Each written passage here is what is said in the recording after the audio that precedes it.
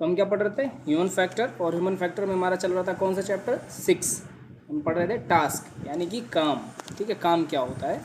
और कल जो हमने पढ़ा था उसको थोड़ा सा रिवाइज कर लेते हैं। कल हमने पढ़ा था फिजिकल वर्क क्या होता है। तो हमने देखा था फिजिकल वर्क ऐसे वर्क को कहा जाता है जो हमारे मस्कुलो स्केलेटल सिस्टम से रिलेटेड होते हैं, यानी कि जो हमारे बोन्स, जॉइंट्स, मसल्स, इनकी हेल्प से जो भी वर्क किया जाता है उसे फिजिकल वर्क बोला जाता है, ठीक है।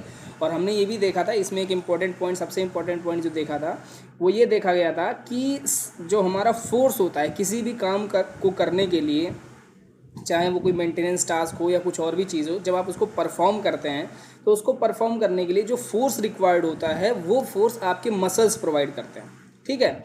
बोन्स का काम क्या था, बोन्स का काम था आपके बॉडी के स्ट्रक्चर को बनाना, और जॉइंट्स का क्या काम था, आपको अलग अलग पोस्चर में फ्लेक्सिबिलिटी देना ताकि आप अलग अलग पोस्चर में काम कर सको, ठीक है। इतनी बात हमने देखी थी कल फिजिकल वर्क में, ठीक है।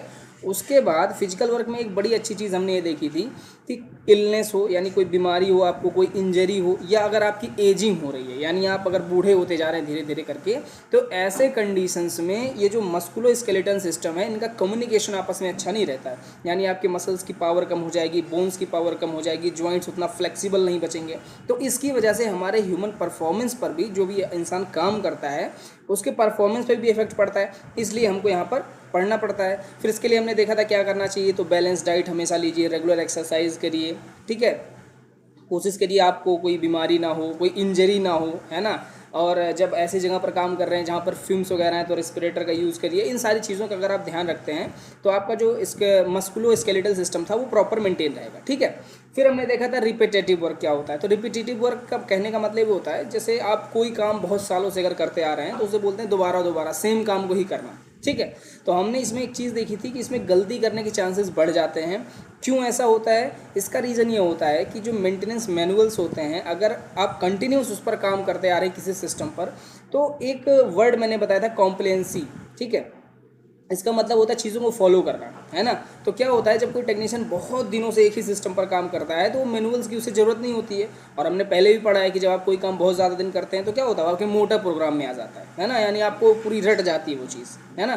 तो रिपीटेटिव वर्क भी ऐसा ही हो जाता है। तो फिर क्या होता है जब मैनुअल्स में अपग्रेडेशन होता है, यानी कोई प्रोसीजर अगर चेंज हो रहा है, कोई अलग कंपोनेंट अगर चेंज हो रहा है, तो उसको इसकी अवेयरनेस नहीं होती, यानी उसको जानकारी नहीं होती है, जिसकी वजह से वो गलती कर सकता है, ठीक है। समझ में आया। तो ये हो गया था रिपीटेटिव वर्क हो गया। इसके बाद फिर हमने देखा था विजुअल इंस्पेक्शन। तो विजुअल इंस्पेक्शन में हमने क्या देखा था, कोई भी ऐसी चीज़ जिसमें आप अपनी आँखों से, हाथ से, यानी टच करके, स्मेल करके, सुन करके, इन सब चीज़ों से अगर कोई इंस्पेक्शन कर रहे हैं तो उसे कहते थे विजुअल इंस्पेक्शन, ठीक है।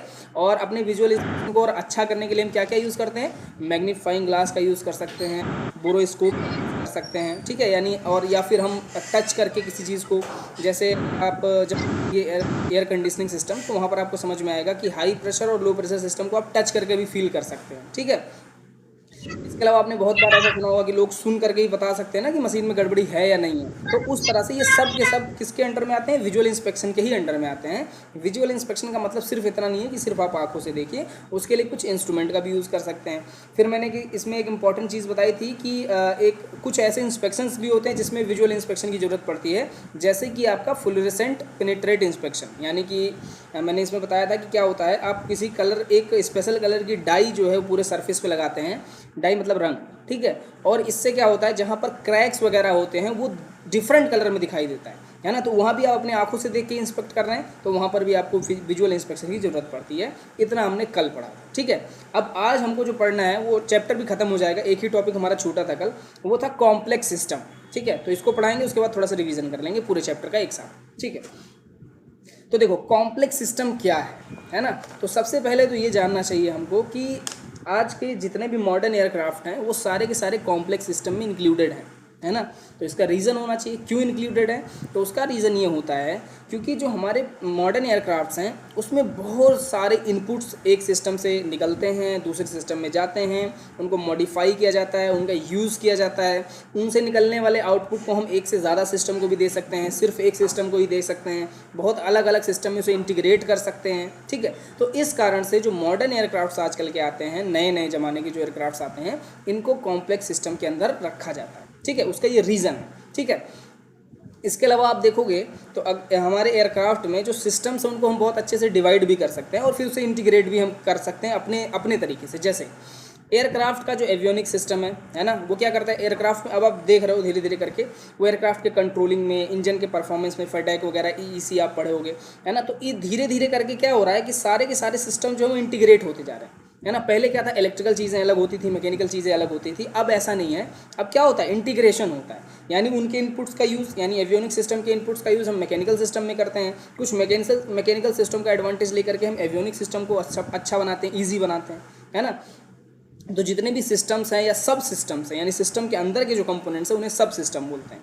तो चाहे सिस्टम हो या उनके सब सिस्टम्स हों, उनको एक दूसरे के साथ इंटीग्रेट करा जाता है, एक दूसरे के इनपुट्स को और आउटपुट्स को एक दूसरे के साथ यूज़ भी करते हैं और उसे मॉडिफाई भी करते हैं। मॉडिफाई करने का मतलब कि ऐसा नहीं है कि जैसा हमें आउटपुट या इनपुट हमें जो भी मिला हुआ है हम उसको एज इट इज़ यूज़ कर लें, है ना। मॉडिफिकेशन का मतलब होता है उसमें अपनी तरफ से कुछ इंटीग्रेशन करना, उसमें कोई मॉडिफिकेशन कर देना, ठीक है, उसको बोला जाता है इंटीग्रेशन। समझ में आया सभी को। तो ऐसा सिस्टम जो है आप सभी देखते हो, जैसे कि आपका फ्लाइंग कंट्रोल्स जितने भी हैं, एलेरॉन, स्पॉयलर, सब स्पॉयलर वगैरह देखते हो, ये ऑटोमेटिक होते जा रहे हैं धीरे धीरे करके, है ना। यानी मैंने आपको बताया था लो स्पीड पे जो स्पॉयलर्स होते हैं वो क्या करते हैं, एलेरॉन को असिस्ट करते हैं। तो ऐसा नहीं है कि अब पायलट को जब वो स्लो स्पीड पे है तो आपको स्पॉयलर को भी ऑपरेट करना पड़ता है, वो ऑपरेट सिर्फ एलेरॉन को करता है। लेकिन जैसे ही एक लिमिट से नीचे एयरक्राफ्ट की स्पीड आती है, स्पॉयलर्स ऑटोमेटिकली आपके एलेरॉन्स को असिस्ट करना स्टार्ट कर देते हैं, ठीक है। और स्पॉयलर क्या है, एक मैकेनिकल सिस्टम है, उसे ऑटोमेटिक बनाने के लिए ऑब्वियसली उसमें कोई ट्रांसड्यूसर्स, उसमें सेंसर्स लगाए गए होंगे,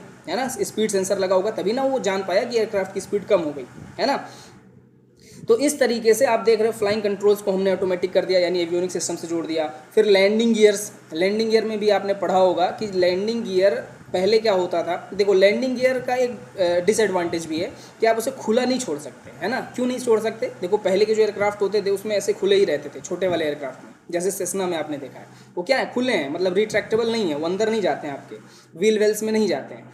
तो होता क्या था, जब बड़े एयरक्राफ्ट हुए ना, तो अगर ये बाहर की तरफ निकला रहेगा तो हम जानते हैं अगर स्ट्रीम लाइन पूरे एयरक्राफ्ट का बिगड़ जाएगा, यानी जो फ्लो है एयर का आपके एयरक्राफ्ट के ऊपर, अगर वो लेमिनार नहीं रहेगा तो क्या होगा, ड्रैग क्रिएट होगा। और आप खुद सोचो पूरा एयरक्राफ्ट सिमेट्रिकल है, यानी कि स्ट्रीम लाइन है, सिर्फ क्या होता है लैंडिंग गियर जो है बाहर की तरफ निकले होते हैं, तो ये ड्रैग क्रिएट करता है ना। तो इसलिए इसको अंदर किया जाता है। अब ये लैंडिंग गियर्स भी जो होते हैं ये एक स्पीड के बाद ही ओपन होते हैं, यानी कि ऐसा नहीं है कि आप क्रूजिंग कर रहे हैं और उसमें चाह रहे हैं कि मैं लैंडिंग गियर खोल दूं तो नहीं खुलेगा वो, ठीक है। उसमें स्पीड सेंसर्स लगे होते हैं कि जब आपकी जो लैंडिंग स्पीड है वो जब आ जाएगी आपके एयरक्राफ्ट में, यानी स्लो स्पीड जब हो जाएगा एयरक्राफ्ट का, तभी ये ओपन होगा, ठीक है। तो देखो हमने इसको भी स्पीड सेंसर के साथ जोड़ दिया। इसके अलावा फ्लाइट मैनेजमेंट सिस्टम आप जानते हैं, है ना, कि आप जहाँ टेक ऑफ करते हैं और लैंडिंग तक सारी जितनी भी इंफॉर्मेशंस होती हैं वो सारा कौन हैंडल करता है, फ्लाइट मैनेजमेंट सिस्टम हैंडल करता है। इंजन के परफॉर्मेंस से लेके आपके रूट तक सब कुछ जो होता है वो फ्लाइट मैनेजमेंट सिस्टम कंट्रोल करता है, ठीक है। तो इसको भी हम क्या कर रहे हैं, इंटीग्रेशन कर रहे हैं ना हर एक चीज़ में। इंजन्स को भी ले आए हम पूरे ऑटोमेटिक सिस्टम में, तो ये क्या हो रहा है, इंटीग्रेशन हो रहा है। तो इसीलिए जो मॉडर्न एयरक्राफ्ट है उनको कॉम्प्लेक्स सिस्टम कहा जाता है, ठीक है। क्यों कहा जाता है, उसका रीज़न मैंने बताया कि इनके जो भी इनपुट्स होते हैं उनको हम अलग अलग जगह पर यूज़ करते हैं, एज इट इज़ भी यूज़ कर सकते हैं और इसको मॉडिफाई भी कर सकते हैं, यानी अपने तरीक़ों से भी यूज़ कर सकते हैं, ठीक है। अब देखो इसमें बात हमारे लिए क्या है, कॉम्प्लेक्स सिस्टम तो आपको समझ में आ गया, लेकिन एक एयरक्राफ्ट मेंटेनेंस टेक्नीशियन या एयरक्राफ्ट मेंटेनेंस इंजीनियर के लिए इसे जानना क्यों ज़रूरी है। देखो जो कॉम्प्लेक्स सिस्टम्स होते हैं, कॉम्प्लेक्स सिस्टम का जो मेंटेनेंस होगा, ऑब्वियस सी बात है, आप खुद सोचो, मान लो आपके घर में एक छोटा सा कार है जो आप बच्चे खेलते हैं वो वाला छोटा सा कार है, अगर उसकी मेंटेनेंस करनी हो तो जनरली उसमें जनरल मेंटेनेंस क्या होगा कि उसका सेल जो है यानी जो बैटरी है उसका वो डिस्चार्ज हो जाएगा, आप नया ले आकर के लगा देंगे, दैट्स ऑल, बस। लेकिन आप खुद सोचो जो एक्चुअल कार आपके घर में है ना, वो उसका मेंटेनेंस और आपके छोटे वाले कार के मेंटेनेंस में कितना ज़्यादा डिफरेंस है। रीज़न क्या है, दोनों कार है, दोनों चलती हैं, लेकिन डिफरेंस क्या है, सिस्टम में कॉम्प्लेक्सिटी की, यानी ज़्यादा कॉम्प्लेक्स सिस्टम है जो आपके रोड पे चलने वाली कार है ना, तो आप उसको मेंटेन नहीं कर सकते, उसको आपको मैकेनिक को ही दिखाना पड़ता है। इसी तरह से जो हमारे मॉडर्न एयरक्राफ्ट आ रहे हैं वो देख रहे हैं हम क्या है, कॉम्प्लेक्स सिस्टम है, यानी बहुत सारे इंटीग्रेशन एक दूसरे के साथ है। तो इसीलिए जो एएमटीज़ हैं यानी एयरक्राफ्ट मेंटेनेंस टेक्नीशियंस हैं, जो एएमईज़ हैं एयरक्राफ्ट मेंटेनेंस इंजीनियर्स हैं, इनको ये ज़रूरी है कि उनका ये सही तरीका समझें, है ना। यानी कॉम्प्लेक्स चीज़ का मेंटेनेंस जो है वो भी कॉम्प्लेक्स होगा, है ना, यानी उनको अलग अलग ढंग से उसको समझना पड़ेगा। और इसीलिए आप देखते हो, आप पहले पहले के ज़माने में क्या होता था कि एयरक्राफ्ट का ऐसा कुछ नहीं होता था, वो भी जैसे आपके कार का मैकेनिक होता है वैसे एयरक्राफ्ट का मैकेनिक होता था। लेकिन नहीं, अभी आप देख रहे हो ना, हेलीकॉप्टर का मैकेनिक अलग है, हेलीकॉप्टर में भी एवियोनिक्स अलग है, मैकेनिकल अलग है ना। B1.1 A1 आप देख रहे हो स्पेशल कैटेगरी के लिए, C कैटेगरी, है ना, डिफरेंट कैटेगरीज बांट दी गई हैं, क्योंकि हमारा जो एयरक्राफ्ट है वो कॉम्प्लेक्स हो गया है। कॉम्प्लेक्स मतलब अब अलग अलग सिस्टम के लिए हमें स्पेशलाइज्ड पर्सन चाहिए, है ना, जो पूरा एक्सपर्ट हो अपने सिस्टम में, है ना। फिर उनकी पूरी एक टीम बनाई जाती है और एक टीम पूरी एयरक्राफ्ट को मेंटेन करती है, ठीक है। और इसीलिए ह्यूमन फैक्टर में आपको टीम वर्क पढ़ाया जाता है, क्योंकि बिना टीम वर्क के मॉडर्न एयरक्राफ्ट को मेंटेन करना इम्पॉसिबल है। क्यों इम्पॉसिबल है? क्योंकि आप देखोगे जाकर के फील्ड में बहुत जगह आपको ऐसा देखने को मिलेगा, और मिलेगा ही मिलेगा, कि जो आपके एमटीज़ होते हैं वो किसी एक पार्ट के लिए स्पेशलाइज्ड होते हैं या फिर एक सिस्टम के लिए स्पेशलाइज्ड होते हैं, है ना। तो इस तरह से आपको अलग अलग कैटेगरी के स्पेशलाइज्ड पर्सन मिलेंगे, एक्सपर्ट मिलेंगे, जो आपके सारे अपने अपने काम को परफॉर्म करेंगे और फिर कुल मिला करके आपका एयरक्राफ्ट मेंटेन होगा, ठीक है। तो ये कॉम्प्लेक्स सिस्टम का एक तरह से आप डिसएडवांटेज कहिए, है ना। लेकिन एक डिसएडवांटेज हो, इससे हमें बहुत सारे एडवांटेज मिलते हैं। सिक्योरिटी हो गई, सेफ्टी हो गई, आपकी रिलायबिलिटी हो गई, है ना, फ्यूल कंजम्पशन हो गया, ये सारी चीज़ों की बचत हो जाती है ना। और अल्टीमेटली एयरलाइन का फ़ायदा होता है, तो जिस एयरलाइन का जितना ज़्यादा फ़ायदा होगा वही एयरक्राफ्ट को खरीदेगा, है ना। ऑब्वियस सी बात है, लास्ट में बिजनेस ही आता है। तो इसीलिए हमारे जो AMTs होते हैं उनको डिफरेंट कैटेगरीज में बांटा जाता है, क्योंकि जो मॉडर्न एयरक्राफ्ट है वो क्या है, कॉम्प्लेक्स सिस्टम है, और कॉम्प्लेक्स सिस्टम में अलग अलग सिस्टम को समझना बहुत ज़रूरी है, ठीक है। अब देखो कैसे आप एक्सपर्ट बनाएंगे, यानी जो एयरक्राफ्ट मेंटेनेंस टेक्नीशियन है, जैसे अभी आप पढ़ रहे हैं तो आपकी ये ट्रेनिंग चल रही है, ट्रेनिंग पीरियड है, आपको पढ़ाया जा रहा है। पढ़ाने के बाद जब आप एक्चुअल फील्ड में जाते हैं तो ऐसा नहीं है आपको सीधे काम करने के लिए दिया जाता है, वहाँ पर आपको सिस्टम में रेटिंग कराई जाती है। रेटिंग का मतलब होता है आपको वहाँ स्पेशल ट्रेनिंग दी जाती है, जिस भी सिस्टम में आपका स्किल है या नॉलेज है ना। ये आपके सुपरवाइजर्स डिसाइड करते हैं कि आपका किस उसमें स्किल है या नॉलेज है। वहाँ पर फिर कंपनी ही आपको क्या करती है, उस स्पेशल सिस्टम का ट्रेनिंग करवाती है ना। और उस स्पेशल सिस्टम के ट्रेनिंग कराने में आप क्या क्या सीखते हैं, तो सबसे पहले आप ये सीखते हैं कि जिस भी सिस्टम पे आप काम करने जा रहे हैं वो काम कैसे करता है, ठीक है, यानी जो सिस्टम है उसका वर्किंग प्रोसीजर क्या है, ठीक है। इसके अलावा ये बताया जाएगा कि ये किस किस तरीके से फेल हो सकता है, यानी कि कौन कौन सी ऐसी कंडीशन है जिसकी वजह से ये फेल हो सकता है, यानी जिसकी वजह से ख़राब हो सकता है, एक हिसाब से समझिए, ठीक है। फिर आपको बताया जाएगा इसे कौन कौन से पार्ट से मिल करके बनाया गया है, यानी कौन कौन से पार्ट इसमें लगे हुए हैं आपके जिस भी सिस्टम पर आप ट्रेनिंग ले रहे हैं, ठीक है। फिर आपको हर एक स्पेशल पार्ट की या एक स्पेशल सिस्टम की स्पेसिफिक ट्रेनिंग कराई जाएगी, यानी उस सिस्टम पर अभी आप जान गए वो काम कैसे करता है ना, क्या क्या फेलियर्स आ सकते हैं इसमें, कौन कौन से पार्ट्स लगे हुए हैं।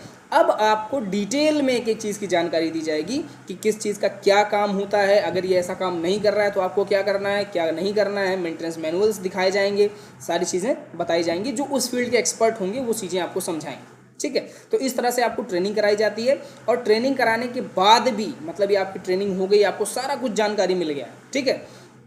इसके बाद भी जब कोई भी आप कॉम्प्लेक्स सिस्टम में काम करेंगे, जो कि हर एयरक्राफ्ट है आजकल का, तो जब भी आप कॉम्प्लेक्स सिस्टम में काम करेंगे तो आपको रिटन गाइडेंस मटेरियल फॉलो करना है, यानी कि आपको ना तो अपनी मेमोरी पे भरोसा करना है, ना तो किसी और की मेमोरी पर भरोसा करना है। आपको रिटन गाइडेंस मटेरियल यानी जो मेंटेनेंस मैनुअल्स होते हैं उन्हीं का यूज़ करना है रेफरेंस के लिए।